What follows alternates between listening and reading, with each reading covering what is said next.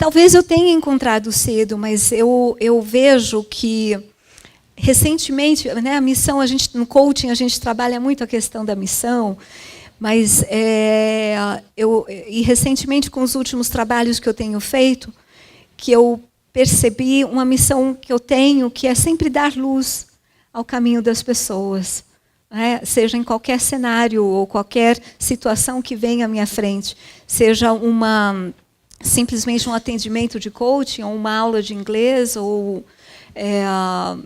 né, situações mais desafiadoras que chegam até a mim, se eu posso contribuir com alguma luz, é essa missão que eu sinto, dar luz.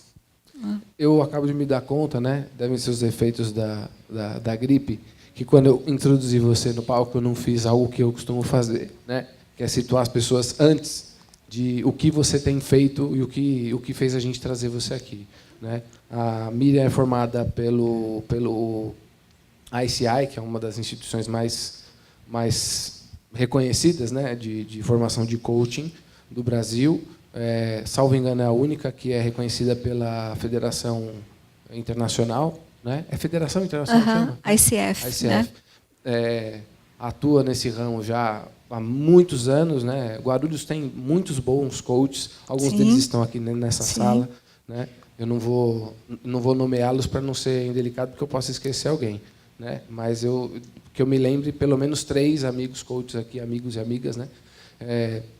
Mas a Miriam está nessa estrada há muito tempo, trabalha com diretores de corporações daqui do Brasil, de fora, atende gente do mundo inteiro, né, via Skype, e algumas figuras muito proeminentes aqui da cidade também. Então, tem feito muita diferença com isso e com a militância dela no ensino de línguas, onde ela desenvolveu uma metodologia de que nós vamos falar aqui, né? Então, eu deveria ter feito essa fala antes, mas a gripe ela pode ter tirado um pouco da concentração aqui. Peço desculpas, então.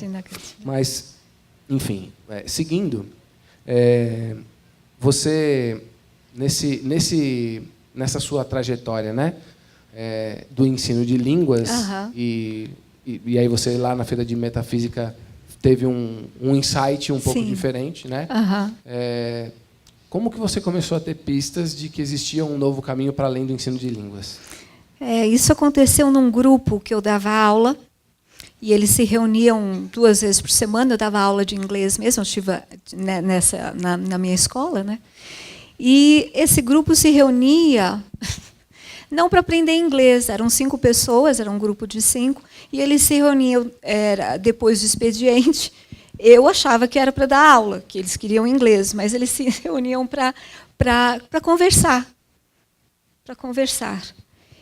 Como era para você? Para mim era bem difícil, porque na minha cabeça, japonês, né?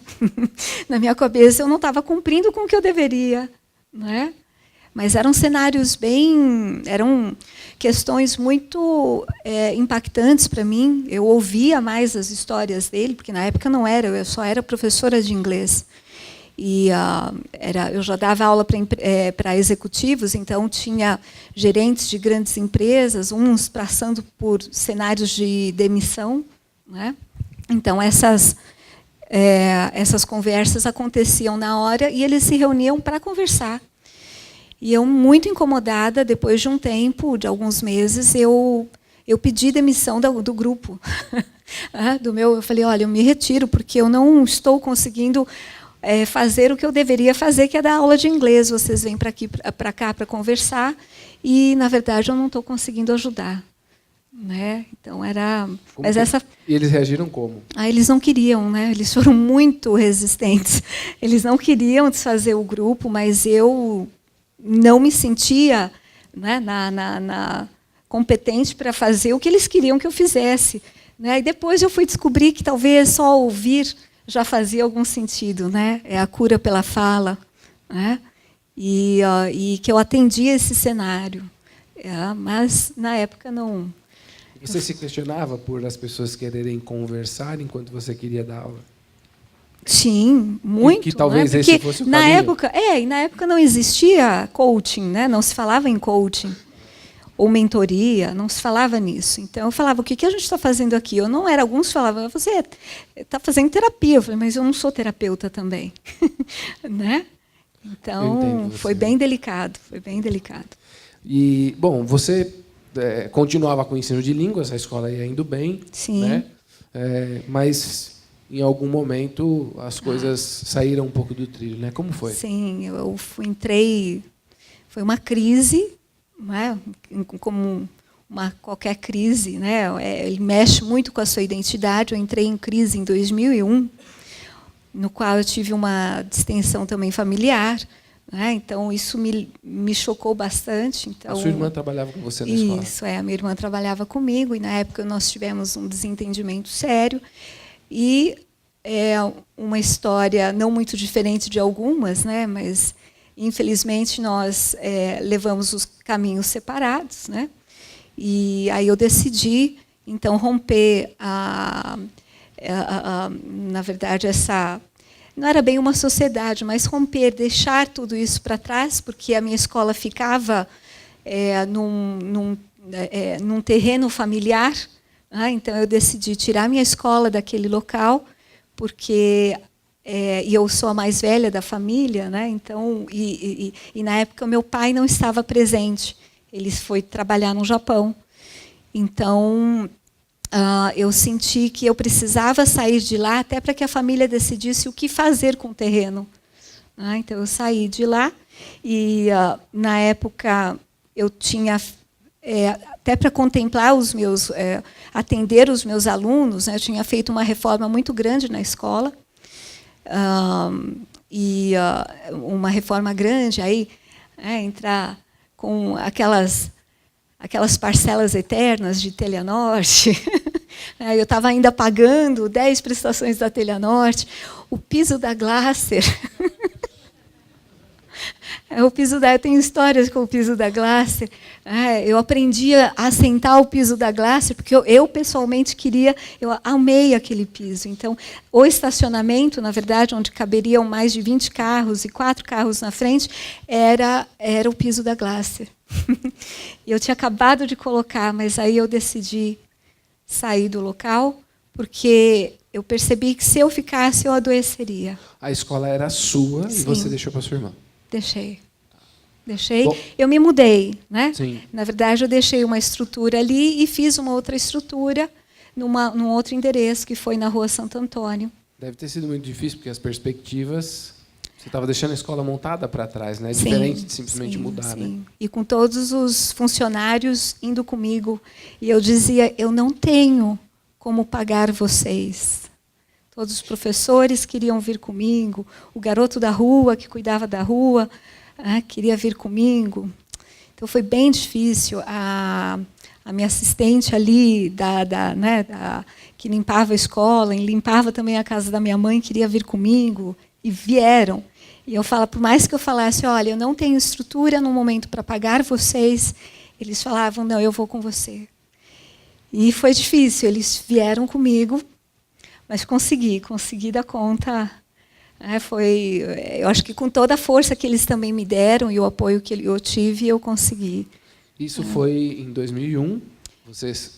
Quando você saiu, não foi isso? Isso, em 2001, 2002, eu estava com a escola montada já na Santo Antônio. E aquele papo de que as pessoas queriam conversar com você, às vezes, mais do que... Continuou. E como é que você resolveu isso? Continuou e continuava. E aí, em 2004, 2005, acho que foi uma outra crise que eu tive também. Porque eu falei, não está certo isso, né? Eu dou aula de inglês, eu monto uma escola, as pessoas querem conversar comigo. Não está adiantando muito isso. Então, o que eu fiz? Aí eu fui fazer a minha primeira formação extracurricular nesse sentido de PNL. E lá eu conheci a minha madrinha de coaching, que foi a Cristina Folli, e ela falou, acho que o que você está procurando não é isso, é coaching. E aí eu fui, foi onde eu conheci o Randy DiStefano, do ICI, que é o Integrated Coaching Institute. E aí eu fui falar com ele e comecei a fazer a minha formação em coaching. Na época, ele também estava começando no Brasil, então foi uma das primeiras formandas daqui. Isso foi em 2004? Em 2004. E logo depois, em 2005, eu percebi que talvez a escola em si não tinha um outro sentido para mim. E aí eu resolvi fechar a escola. Deixei toda a estrutura de novo, né, dessa vez com 2 professoras queridas ali. Mas aí não foi brigado? Não, eu deixei porque eu falei, eu preciso ficar só. Eu preciso redescobrir a minha jornada, eu preciso entender quem sou eu agora. E aí eu deixei a estrutura para 2 professoras, a Lisa e a Catu. E aí eu comprei, na verdade, uma sala comercial lá na Paulo Facini, no La Corunha, e eu comecei a atuar sozinha ali, tentar entender qual era o rumo. Então, várias crises, onde o próprio Randy Di Stefano, que foi o meu professor de coaching, ele me salvou algumas vezes também, falando, Miriam, você não precisa deixar de ser, é só acrescentar. É só acrescentar o coach na sua vida, o coaching na sua vida. E foi aí que entrou toda uma história, né? Eu começar... Você tinha 18 anos de atuação com línguas? Com línguas. Ah. Tinha 18 anos de atuação com línguas. E uma coisa que me incomodava muito, que era eu ganhava dinheiro dando aula de inglês. Mas as pessoas me pagavam nem sempre por isso. E eu me ficava muito incomodada. E quando eu comecei a atender como coach, isso em 2005, 2006, e eu me dei conta, os meus primeiros clientes, né, depois de alguns meses, só depois de alguns meses, que caiu a ficha que eu estava ganhando dinheiro em português, depois de 18 anos. E eu me permitia ganhar dinheiro em português. Então, legal. Isso foi muito marcante para mim. Bom, o coaching hoje, né, ele ainda enfrenta uma série de resistências, mas é perceptível que, não só através do coaching, as pessoas têm buscado, né, eu até falava com o Renatão sobre isso esses dias, as pessoas têm buscado coisas para se conhecerem melhor e avançar. Né? Então, uma série de terapias alternativas tem crescido muito. Mas você fazia parte de uma família tradicional, né? E aí, logo em seguida, seu pai voltou do Japão e encontrou a filha nessa transição. Como é que foi? Foi muito... Eu achei que ia ser bem doido, né? Porque eu falei, puxa, o que eu vou explicar para o meu pai agora? Ele sabia de toda a situação que eu tinha passado. Nesse meio tempo, também, meus pais se separaram. Então, o meu pai veio a morar comigo. E quando ele voltou em 2006, ele perguntou para mim, o que você está fazendo mesmo? E eu, com muito cuidado, falei, coaching. Falei, estou fazendo coaching? Aí e eu achei que ele não fosse entender, na verdade, né? Eu falei, bom, ele vai fazer muitas perguntas, porque é um caminho bem diferente do que ele viu. E aí ele não me fez perguntas, ele falou, coaching, ok. E aí ele foi para o quarto dele, daqui a pouco ele desce para falar comigo de novo, ele falou, e aí ele faz, você pode repetir o que você tem feito ultimamente? Aí eu expliquei, é coaching, né? É difícil, né, pá? Aí ele falou assim, não, você quer dizer como o seu avô? E foi aí que caiu a ficha também, que o meu avô era coach.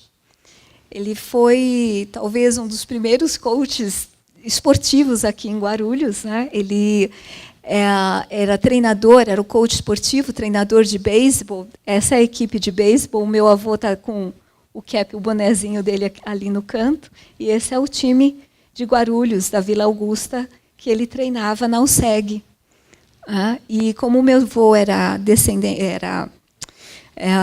descendentes de samurais também, então o que acontecia dentro dessa estrutura toda, né, com o coaching japonês, era toda a questão de honra, disciplina, retidão, honra ao passado. Então, tudo isso me fez sentido depois, né, com esse alerta que meu pai fez. Ele falou, olha, lembra, o seu avô também era coach. E ele, né, tem as histórias aqui de Guarulhos que o meu avô passava de casa em casa pegando as pessoas para levar para o treino de beisebol. Que diferença fez para você intimamente receber essa notícia? Para mim foi... Ao mesmo tempo, sabia, mas foi revelador ao mesmo tempo, e como se eu conseguisse uma permissão. né, uma permissão para poder atuar. Teve uma curiosidade também que seu pai viu você atendendo pelo computador, né? Ah, pois é, e aí ele me viu também. Eu já atendia pela internet, então, em 2006, eu falei para ele, pai, agora eu vou entrar numa reunião. Aí ele ficou, vai vir gente aqui. Eu falei, não vai vir ninguém, vai ser pelo Skype. Aí ele falou, sim, lá no Japão eu vi muito disso também. Então ele já sabia de muitas coisas, só que aí uma hora ele me interrompeu ali, ele falou, já está atendendo? Eu falei, não, ainda não. Como que você ganha? Como que você recebe? Se a pessoa não vinha, como que eu recebia? Né? Essa era a preocupação dele. Aí eu falava, não, pai, então, aí eles pagam primeiro, eu recebo, a gente marca a reunião, e eles fazem o depósito. Aí ele falou, agora entendi. Aí eu tranquilizei ele. Bom, você atua, então, em coaching já há quantos anos? Em coaching, uns 13 anos. Né? E você divide a sua carreira atende bastante live? Eu continuo atendendo o inglês também, mas hoje o cenário do inglês é bem diferente. Né? Tem muita gente que me procura no inglês, precisa palestrar, precisa apresentar algum cenário em inglês. Então eu faço eu montei a estrutura de English Language Coaching, e hoje eu conto também com 2 pessoas que me ajudam, a Raíssa Abdala e a Maria Rita Sodré, que me ajudam também. E é um processo, né, mais direcionado às necessidades de cada um. Com esse tempo todo de atuação, de uma certa forma, você atua muito nas dores das pessoas, né? Sim. Você ajuda as pessoas a tratarem das suas dores, né? Sim.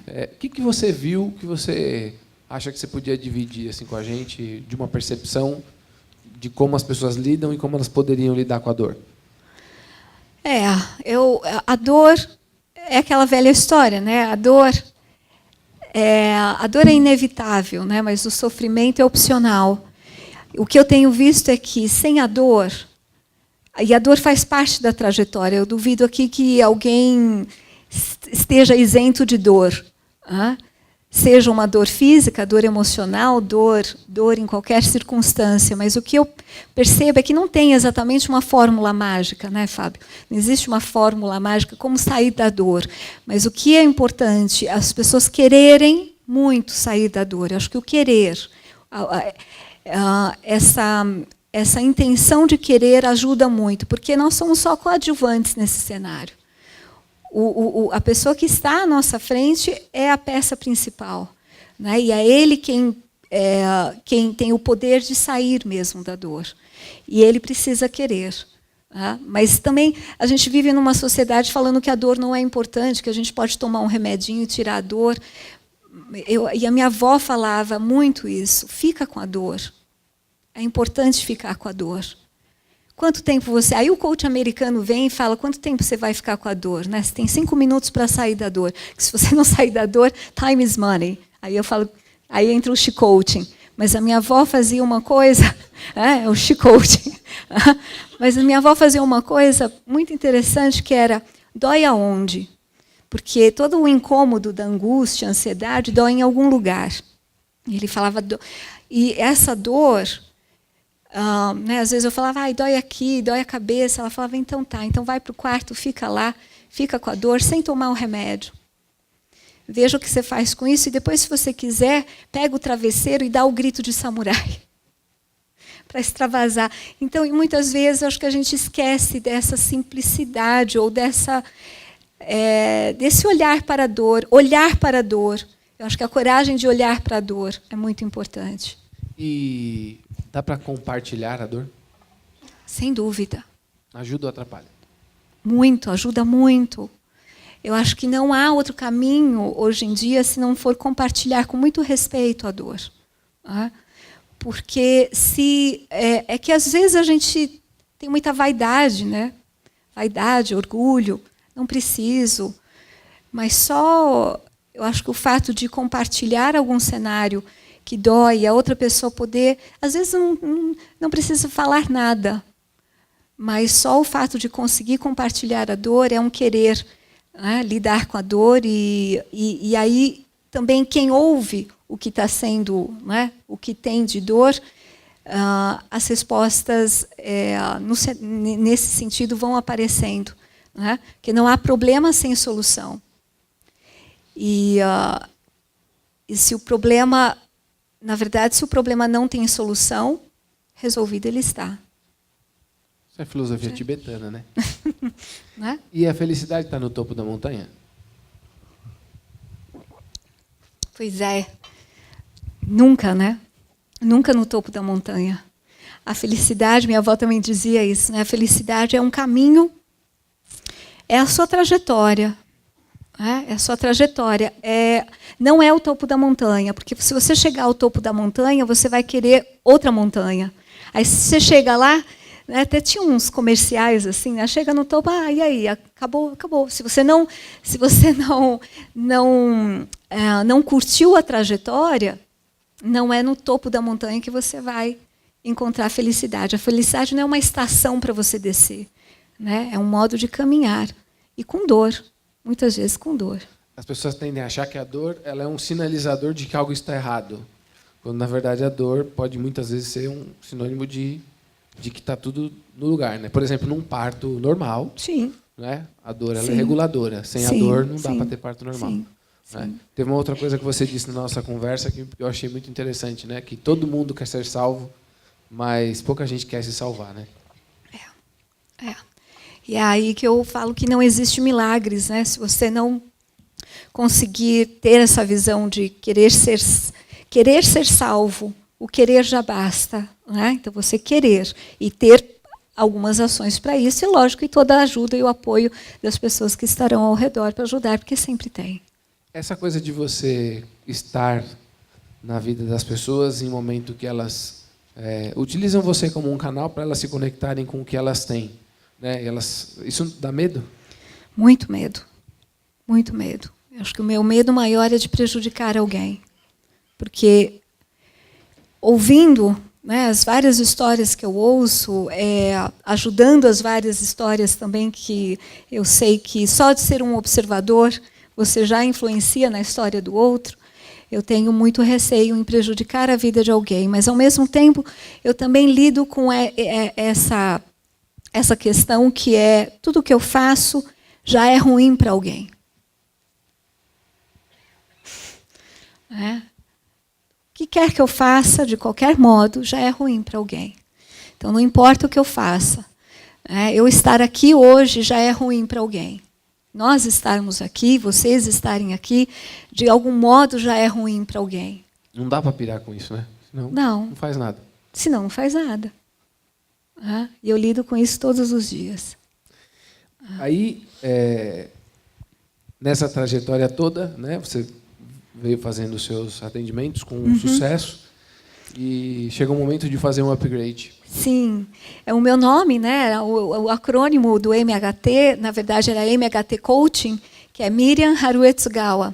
E aí um dia, como na verdade eu também nessa minha jornada eu obtive muitas ajudas e a turma foi crescendo, né? Não estou só, eu tenho várias pessoas que compartilham essa jornada comigo e me ajudam a atender outras pessoas também. Então eu senti a necessidade de mudar o acrônimo e aí me veio Maintenance of Human Technology, que é a manutenção da tecnologia humana, que é isso que eu e o meu grupo nós fazemos, né? A maior tecnologia que existe, qual é?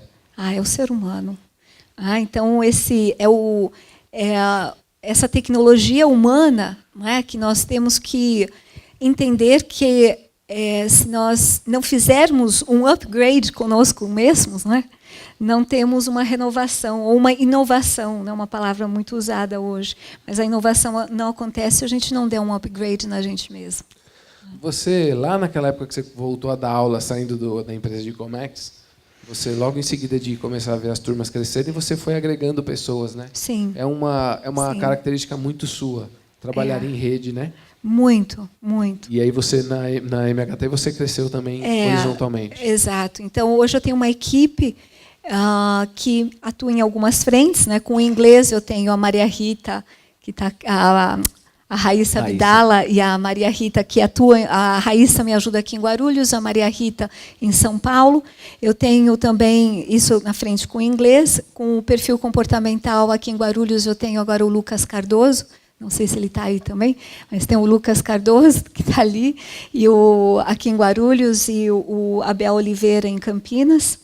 E nessa minha trajetória, eu tenho o meu parceiro de coaching também, que é o Alexandre Carmona, que é coaching consultor, o Erivan Filho também, que é o contador, e atua também em algumas situações comigo. O meu querido e amado marido, Ernesto Sordo, que é coach e terapeuta também, e sem ele eu não faria muitas coisas que eu faço hoje, então eu sou muito grata também à parceria dele. Tenho também a Cida Vieira, que só é a tradutora do Amit Goswami, né, o professor de física quântica, e ela atua com terapias aqui em HQI.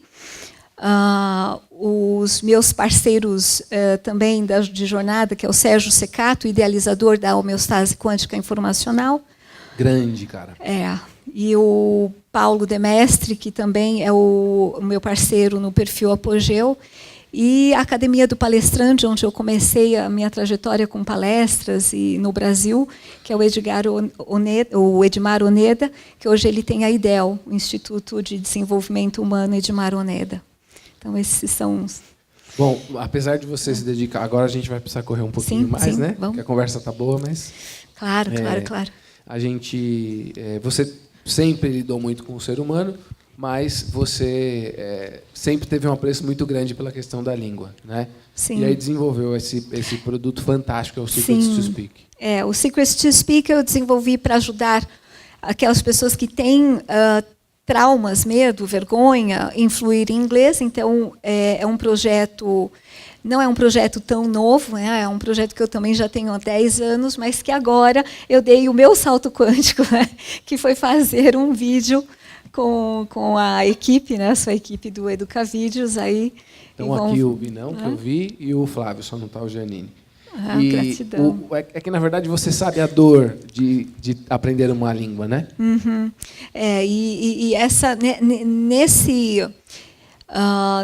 Nesse curso, na verdade é um curso, né, é um workshop de 6 horas, que eu trabalho com os paradigmas e crenças que as pessoas encontram e facilito o caminho para as pessoas. Hoje está muito mais fácil qualquer idioma, né, com a tecnologia que nós temos hoje. Você ficava inconformada de que outras pessoas que teriam até mais facilidade do que você, que foi Sem alfabetizada dúvida. em japonês, não conseguiam falar. Sem né? dúvida. Se eu conseguir, qualquer um consegue. E como é que caminho que você percorreu para desenvolver essa solução tão... Eu me submeti ao workshop e é um negócio incrível. Eu comecei a ficar mais sensível para o italiano, até. Falei para ela, é possível? É possível. Porque a sensibilização, essa metodologia é uma sensibilização auditiva, né? Não só auditiva na questão da comunicação, também verbal, né? Porque se você ouve melhor, você fala melhor, mas também na questão da comunicação não verbal. E eu tive uma grande mentora, que foi a Camila Dix-Olive, uma sumidade em fonética no Brasil, mas infelizmente ela faleceu. E com ela eu tive os primeiros insights, e eu selecionei 5 segredos que facilitariam a audição dos brasileiros. Salvo engano, então, me corrija se eu estiver errado, você percebe que o ensino, normalmente, de outras línguas, sobretudo o inglês, ele parte da gramática, quando o aprendizado de um idioma nativo nunca parte da gramática, e da fonética. Uhum. Não é? Porque o que veio primeiro, o homem ou a gramática? Então, o homem veio primeiro, então essa questão, não que eu não atenda a questões da gramática, que são importantes também, mas a gramática é somente uma tentativa do homem de colocar por escrito o que ele sabe por intuição. O que você percebe que acontece com as pessoas quando elas se submetem a essa metodologia? Elas se tornam mais autônomas. Eu tenho a percepção de que as pessoas conseguem ter uma autonomia para poder e destravar o medo, né, a vergonha, ou se permitir mais a fluir. Uma outra frequência, pessoal. Uma outra frequência, uma outra ressonância. Entra numa outra ressonância com a língua inglesa e com outros idiomas também. Mais de 500 pessoas já se submeteram. Sim.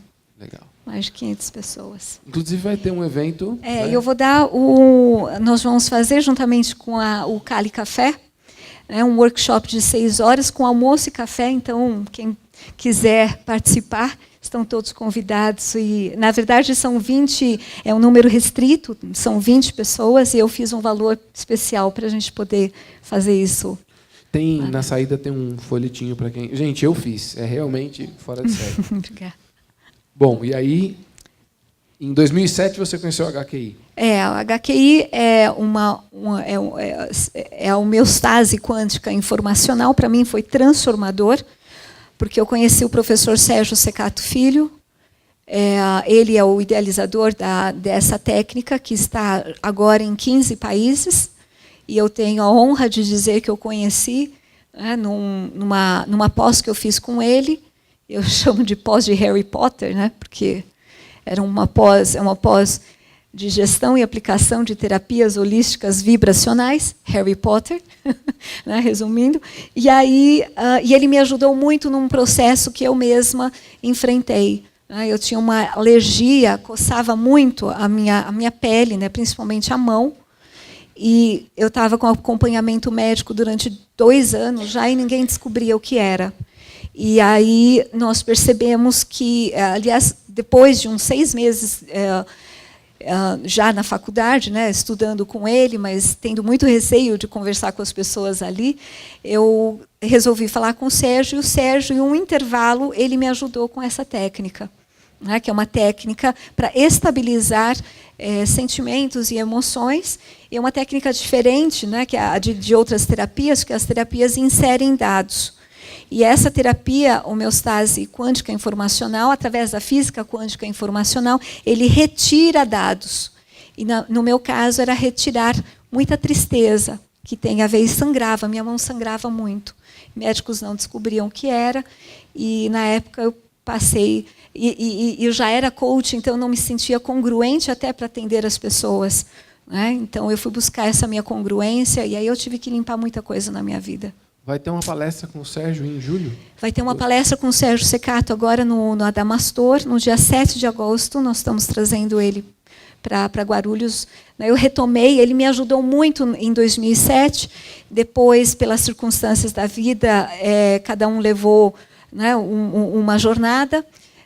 E eu tive que interromper, né, o trabalho com o Sérgio aqui em Guarulhos, mas eu retomei há 3 anos, e na época, em 2007, ele chegou até a atender casos de gripe suína no meu escritório, né? E hoje há casos, né, de HIV, câncer, enfim. Qual que é o investimento dessa palestra? A palestra? O investimento é R$20.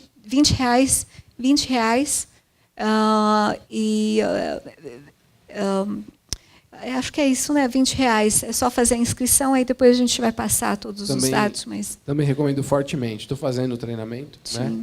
Impressionado com o quanto isso tem ajudado pessoas, eu mesmo tenho visto, e realmente algo notável. Sim.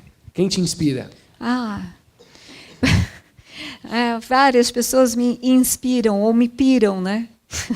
Porque eu me inspiro, na verdade, muitos poetas, né, muitas pessoas, aliás, acho que todas as pessoas que já foram me inspiram muito, né? E que já foram de alguma forma, ilustres ou não, né, mas que já foram, porque lá tem uma história de uma vida bem vivida ou mal vivida. E as pessoas que me inspiram, né, eu tenho inspirações desde Aristóteles, a professor Clóvis de Barros Filho, né, a Clarice Lispector, amo a Clarice Lispector, e o mineirinho Rubem Alves. O Joseph Campbell foi o cara que escreveu, entre outras coisas, a Jornada do Herói, que é base da narrativa que nós usamos no Poder Empreendedor. O Joseph é minha paixão desde os 15 anos de idade, né? Não sei se dá para contar toda essa paixão aqui, acho que não, né? Mas o Joseph faz parte de uma jornada, a minha jornada é o Joseph. Uma grande figura também. Sim. Miriam, qual que é o seu sonho? O meu sonho é conseguir chegar com Secrets to Speak na Ásia. Porque, além dos brasileiros, eu acredito que os coreanos, os japoneses, conseguiriam desfrutar muito dos 5 segredos e destravar a língua. Isso ajudaria muito na percepção, não é? Que eles, ainda hoje, apesar da tecnologia, eles têm muita dificuldade na língua mesmo, né? É uma questão física e eu acredito que o Secrets to Speak tem o potencial de chegar lá. E eu tenho 2 sonhos. Né? Esse é um sonho e o outro sonho é um lugar onde eu pudesse ter algumas terapias integradas, né? As pessoas que trabalham com terapias é como se fosse um retiro, pelo menos de 3 dias, né? Uma hospedaria, digamos assim, para que as pessoas pudessem se desintoxicar e pensar um pouco mais na vida. Você falou que o legal das terapias combinadas é que às vezes não sabe exatamente o que deu certo, mas se deu certo, tá bom, né? Exato. Uma vez eu vi um terapeuta médico da medicina chinesa falando isso, eu achei muito bárbaro, porque a medicina chinesa é muito rica, né? Então tem vários aspectos, tem várias metodologias na medicina chinesa, e ele dizia, não importa o que deu certo, mas o integrar faz parte, né? O compartilhar e o integrar, eu acho isso bárbaro. Como é a Miriam de hoje? A Miriam de hoje é alguém que sabe que nasceu no século passado, mas que eu quero acreditar que eu estou pronta para viver cada momento do século XXI. Mesmo que eu tenha que deletar algumas informações e fazer um upgrade no meu sistema, né, que eu acho que é muito importante essa questão, e eu quero continuar vivendo, aprendendo sempre, curtindo a vida, né, sendo feliz e tocando a bola. Né? E o que traduz a sua história? A minha história traduz com uma conexão, a conexão com o divino, né, seja ele o nome que se dá a isso, a esse grande universo. Eu sinto essa conexão muito próxima de mim, né, desde sempre. Seja Deus com seus guardiões e anjos, né, esse universo que é grandioso e eu tenho ciência de que nada que eu faço na minha vida eu estou sozinha. Além de ter os meus amigos, eu sei que tem algo maior que controla tudo isso, que muitas coisas eu não tenho controle e eu não faria o que eu faço sem ele. Então, eu acho que é isso que eu acredito. Muito bom. Nós temos o desafio de responder 4 perguntas em 3 minutos. Vamos, okay. Você consegue nos ajudar, Renatão? Vamos ter que sacrificar algumas aqui, então. Escolha bem. Eu tenho 6. São 3? Vamos ver como é que ela responde. Tá bom. Então, vamos lá. Se for rapidão, dá certo. Bruno Chaves, pode levantar a mão, do grupo Malca. O Bruno te pergunta qual o principal obstáculo a ser vencido para avançar em outros idiomas. Eu acho que o principal obstáculo é não ter o receio, se permitir a errar, a falar errado, como eu me permitia falar em português. E ainda me permito, às vezes sai, fala você, em vez de fala você, sai. E as pessoas que convivem comigo, elas sabem muito bem disso, que sai. E tudo bem, né? E tudo bem. E na minha casa não tinha essa restrição. Não, agora é só português. Não, agora é só inglês. Eu vejo que ou só japonês. Eu misturava tudo. A gente falava em cima da mesa no UN. Aí estava tudo certo. Não tinha essa proibição. Eu acho que a permissão de errar e de ousar, mesmo que não saia 100% correto. Porque hoje também a questão não é você atender 100%, né? Não é isso. É o que você pode fazer com a comunicação que você tem. E não é só o idioma, o corpo fala, né? Então tem toda uma expressividade verbal e não verbal, né? Seja em qualquer idioma. Vamos lá. Henrique Messiano. Está lá o Henrique. A partir de quantos anos pode começar a fazer o Secrets to Speak? Bom, eu já tive crianças fazendo. A mais nova tinha 9, sabia ler, né? 8, 9 anos já pode fazer. O Secrets to Speak ele serve, como são técnicas, né? Ele serve tanto para quem não sabe nada de inglês, como para professores de inglês também. Então, nessas 6 horas, eu abordo cenários que ajudam tanto para quem não sabe nada, como quem já tem uma experiência no idioma, porque são técnicas. As crianças absorvem melhor se elas têm essa afinidade com o inglês já. E num grupo que seja só para criança, eu acho que facilita também. Porque o adulto tem outros dramas, aí já vão trazendo crenças que a criança não tem.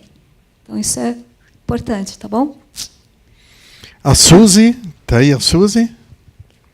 Bom, Lá no fundão. deve estar lá fora, então vamos pular Lá a no pergunta fundão, da tá lá no Suzy. Está lá? Está lá no fundão, o bracinho levantado, é que ela é pequenininha. Oh, legal, Suzy. Então vamos lá, a pergunta da Suzy. Com a sua metodologia no idioma de inglês, quanto tempo você acredita que uma pessoa se torne fluente na língua? Eu tenho uma questão muito diferente em relação à fluência. O que é fluente para você? Por isso que eu trabalho com coaching. O que é ser fluente para você? Cada um tem uma questão na fluência. Às vezes a fluência é só fazer uma viagem, ou assistir a um filme, escutar uma música, ou dar uma palestra. Então, depende muito do que a pessoa entende como fluência. Mas o destravar, ele acontece, a gente trabalha nesse Secrets to Speak em 6 horas, e depois tem eu dou a ferramenta para que a pessoa possa aplicar isso todos os dias. Então, quanto mais ela fizer, eu tenho casos que com a escola de inglês isso não acontecia, mas casos com 6 meses, 1 ano de inglês, a pessoa está fora do país e está trabalhando fora, estudando fora. Então, em 3 meses, com alguma fluência, mas existe uma dedicação também, é lógico, não sempre há dedicação do outro. Espero ter respondido. Na quarta-feira eu vou estar com a Miriam, certo? E a gente já falou de fazer isso outras vezes e acabou não acontecendo. Mas eu prometo que na quarta-feira, se você topar, a gente faz uma live rápida. Ok. E aí, quem Sim. puder ver, né, que a gente normalmente se encontra às 1h30. 1h30. Então, Quem não 1h30, puder ver como 3. live, depois vai poder ver. Ok. A gente responde essas perguntas e se vierem mais algumas. Perfeito. Beleza? Senhoras e senhores, Miriam Tsugawa. Gratidão, gratidão.